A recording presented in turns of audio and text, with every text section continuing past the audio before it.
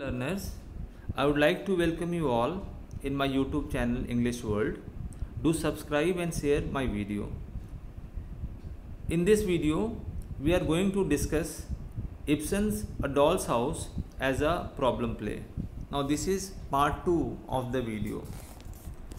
Nora's relation with Dr. Rank throw light on another aspect of her personality. Of course, she has always loved her husband and loves him even now. Of that, there can be no doubt at all. However, with a woman's instinct, she has perceived Dr. Rank's secret passion for her. He is a family friend to whom Noora has always been very cordial and warm. Knowing that he is secretly in love with her, she has sometimes imagined that at the death he would leave all his wealth to her. When Croxted first threatens Noora with the disclosure of her secret, she makes up her mind to obtain the required amount of money from Dr. Rank and to pass off Croxted at one stroke so that she can get back the bond from Croxted and terminate her connection with him entirely. However, as Dr. Rank at just the same time reveals the fact of his secret love, Noora changes her mind about asking him for money.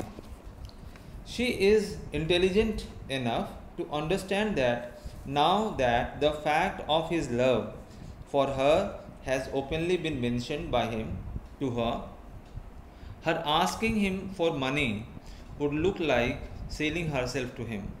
It is because of the encouragement provided by Noora herself that Dr. Rank speaks about his love for her in the explicit terms. She has thrown off her flesh colored stockings to him, and upon him becoming inquisitive about the shape and the contours of her body, has hit him on the ear lightly with her stockings.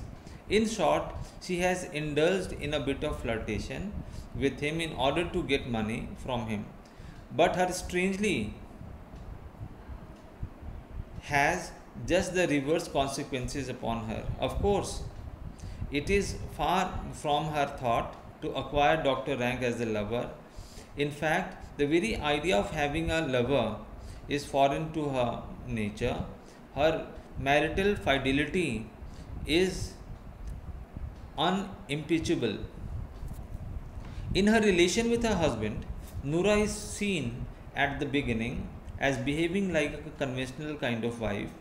She fully responds to him, to his terms of endearment. When he calls her his little skylark, his squirrel, his little singing bird, his darling little wife, and so on. As he has advised her not to eat sweets which can spoil her teeth, she avoids macaroons and other confectionaries in his presence, giving him the impression that she does not eat these at all.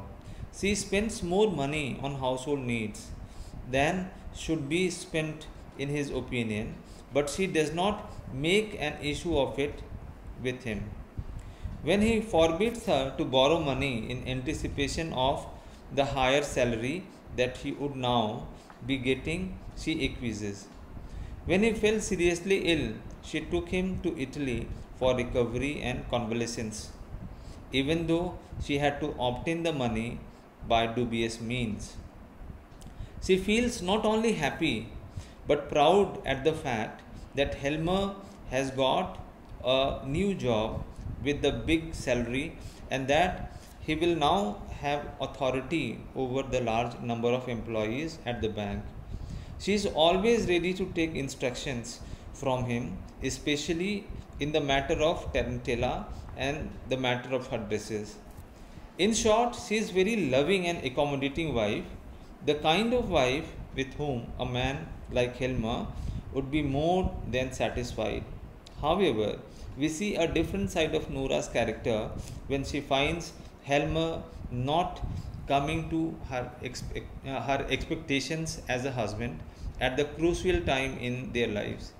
Helmer's reaction to the disclosure of her life's secret comes as a great shock to her.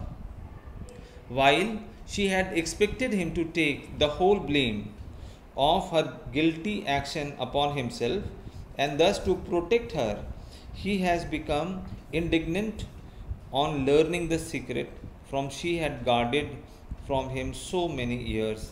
His outburst on learning the fact brings a great disillusionment for her. She finds that he is not the man she had thought him to be. When he goes through Croxted second later, her reaction now is disappointing to her, as his reaction to the first letter was. Now, when he is absolutely safe, he feels self-complacent against and begin to talk to her again in a patronizing or condescending manner. His whole conduct in the face of the two letters from Croxted is most odious to Noura. Something within her which had lain dormant is now aroused. Something latent in her character comes to the surface. She realizes that she was not meant to be a possession in the hands of her husband. She discovers that she is a human being in her own right and not an item of property belonging to her father. There has always been a mutinous instinct in her which had so far been kept in check by her sense of conventional propriety. The social decorum according to which she had always behaved now seems to be an unfair imposition upon a woman. Her newly awakened sense of her own identity overcomes and completely swamps her previous conventional notions of woman's and the wife's duties in life. She now tells her husband that her most sacred duty is not to him or to her children but to herself. She tells him that both he and her father had been unfair to her. Her father had treated her as a doll child while he has been treating her as a doll wife. In her father's home, she had felt compelled to adopt her father's view and opinion, and in her husband's home, she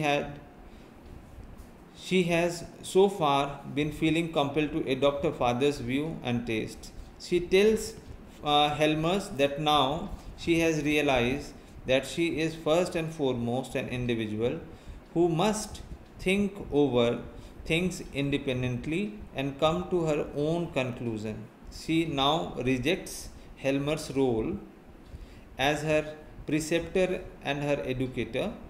She tells that she would educate herself by the first hand experience of the world, even